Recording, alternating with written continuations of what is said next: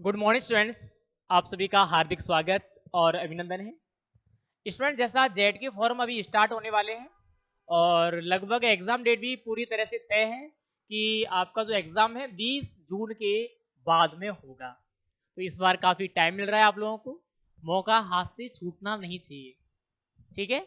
और आज इस वीडियो में आप लोगों के लिए खास तौर पर जो बात होगी वो इसी चीज़ के बारे में होगी कि ये जो हमारे कम टाइम जो हमें मिल रहा है टाइम, इसमें हम पूरे सिलेबस को अच्छी तरह से कैसे कंप्लीट करें, पहले ही प्रयास में जेट में सिलेक्शन कैसे लें। हर बच्चा इस टाइम पर एक ही प्रश्न करता है, सर पहली बार में सिलेक्शन हो जाएगा या नहीं होगा, पहली बार में सिलेक्शन कैसे होगा, पहली बार में सिलेक्शन लेने के लिए कितनी पढ़ाई करनी पड़ेगी। ये क्वेश्चन हर विद्यार्थी के मुझे आ रहे हैं। तो ये जो वीडियो है, ये वीडियो आपको पूरी तरह से संतुष्ट कर देगा कि पहली बार में हमारा सिलेक्शन कैसे होगा, क्या क्या हमें पढ़ना पड़ेगा, कितने घंटे पढ़ना पड़ेगा, सारी बातें हम इस वीडियो में करने वाले हैं। तो चलिए वीडियो को स्टार्ट करते हैं और सबसे पहले हम जानते हैं कि हम रणनीति क्या बनाएंगे पहली बार में सिलेक्शन लेने के लिए। तो कुछ इंपोर्टेंट चीज मैं सबसे पहले आप लोगों को बता दूं, आप लोग गौर करना, ये चीजें काफी इंपोर्टेंट रहने वाली हैं। मैं आपको एक सिलेबस के रूप में लेके चलूं। पहले सिलेबस आप लोगों ने शायद सभी ने देखा होगा। अब देखा है, मेरे नजरिए से देखो सिलेबस को। आपने जिस नजरिए से देखा है उसको मैं नहीं चाहूंगा कि आप दोबारा से देखो उस नजरिए से। उस तरीके से आपका सिलेक्शन नहीं होने वाला। हम सिलेबस को कुछ इस तरीके से देखेंगे। हमारे सिलेबस में क्या आने वाला है, एक तो हमारे सिलेबस में एग्रीकल्चर आने वाली है। एग्रीकल्चर के कितने प्रश्न होंगे, 40 क्वेश्चन। कितने नंबर के होंगे, एक क्वेश्चन 4 नंबर का, यानी टोटली अगर हम बात करें तो 160 मार्क्स हमारे एग्रीकल्चर के होंगे। दूसरी में अगर बात करूं, दूसरा क्या है, दूसरा है हमारा एजी केमिस्ट्री। क्या है, एजी केमिस्ट्री। कितने क्वेश्चन आएंगे हमारे, 10 क्वेश्चन। एक क्वेश्चन कितने नंबर का होगा, 4 का। टोटल कितने हो गए, 40। ठीक है। नेक्स्ट में अगर बात करूं हमारी क्या है, एग्रीकल्चर बायोलॉजी।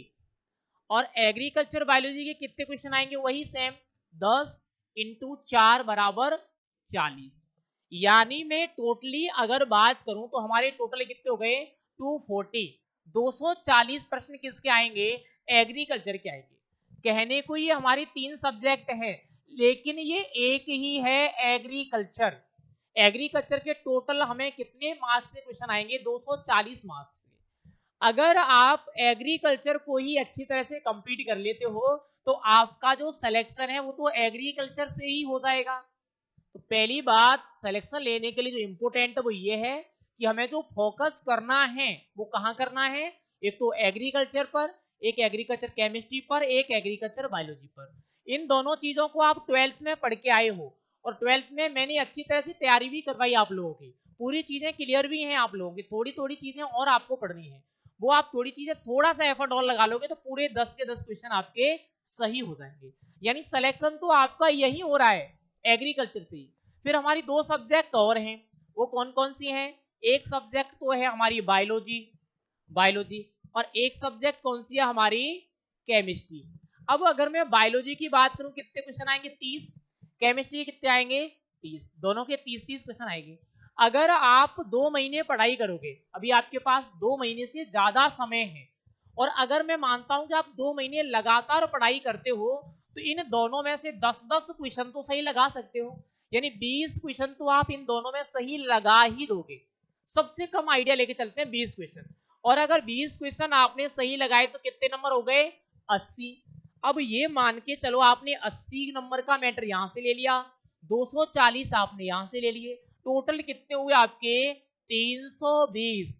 और मैं 100% ये दावा कर सकता हूं कि 320 नंबर पर आपका सिलेक्शन ही नहीं होगा। आपको सबसे बढ़िया कॉलेज मिलेगी जो कॉलेज आप लेना चाहोगे।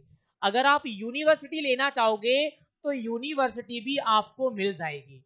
उसके लिए रणनीति क्या है मैंने आपको पहले बता दिया, हम इन तीनों पर फोकस करेंगे। थोड़ी थोड़ी फोकस हम कहाँ रखेंगे, केमिस्ट्री और बायोलॉजी पर। बिल्कुल आसान तरीके से हम 320 नंबर तक पहुंच सकते हैं। ये तो मैंने आपको बता दी सिंपल फंडा, जो पहली बार में हमें सिलेक्शन भी देगा, अच्छी रैंक भी देगा, ताकि हमें अच्छी कॉलेज मिल जाए। दूसरा सवाल हमारे बच्चों का यह है कि सर कितने घंटे पढ़ाई करें और कौन कौन सा स्टडी मटेरियल हम पढ़ें।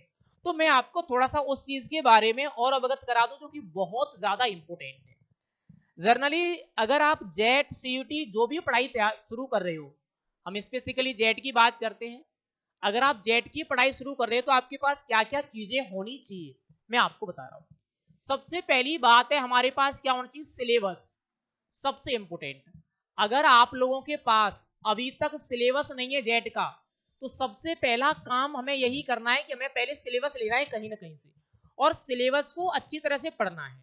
उससे होगा क्या, उससे हमें सारे टॉपिक पता चल जाएंगे कि कौन कौन से टॉपिक हमारे एग्जाम में आते हैं, तो हम क्या है बहुत जल्दी कंप्लीट कर सकते हैं। अगर हमें टॉपिकों के बारे में नहीं पता होगा तो हम चार चार टॉपिकों पर ही बार बार घूमते रहेंगे, सारे टॉपिकों को हम क्लियर नहीं कर पाएंगे। अगर आपके पास सिलेबस है तो अच्छी बात है, नहीं है तो आप हमारे टेलीग्राम ज्वाइन कर लेना हिमायर क्लासेस के नाम से, वहां आपको सारा सिलेबस मिल जाएगा। सिलेबस के बाद जो दूसरी चीज हमारे पास होनी चाहिए वो है हमारे पास PYQS, previous year question paper. मैं आपसे ज्यादा तो नहीं कहूंगा, मैं कहूंगा पिछले 5 साल के प्रीवियस ईयर पेपर, पिछले 5 साल में जो जेट के पेपर हुए हैं वो पेपर आपके पास होने चाहिए। उससे आपको ये अंदाजा लग जाएगा कि जेट में पेपर कैसा आता है, कहां से प्रश्न उठते हैं, किस प्रकार के क्वेश्चन एग्जाम में आते हैं। और उन प्रीवियस ईयर क्वेश्चन पेपर को पढ़ करके जब आप किसी टॉपिक को पढ़ना शुरू करोगे तो मैं दावे के साथ कह सकता हूं कि टॉपिक आपका पहली ही बार में क्लियर हो जाएगा। तो दूसरी चीज क्या होगी, आपके पास PYQS होनी चाहिए। नेक्स्ट में अगर बात करूं आपके पास क्या हो, आपके पास होने चाहिए शॉर्ट नोट्स। क्या होनी चाहिए, शॉर्ट नोट्स। अब ये बड़ी समस्या है स्टूडेंट्स के लिए। ये समस्या क्यों है, अगर वो कहीं कोचिंग पर जाते हैं तो बहुत सारा स्टडी मटेरियल पहले ही उनको दे देते हैं।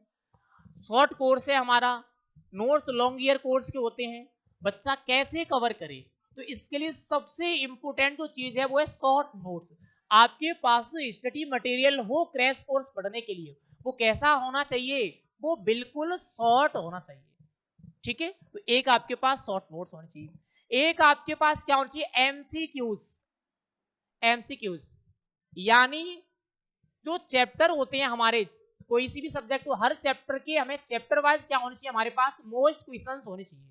जैसे आपने थ्योरी पढ़ी, मान लो मैंने खरपतवार वाला चैप्टर पढ़ा, खरपतवार की थ्योरी मैंने बहुत अच्छे तरीके से पढ़ ली।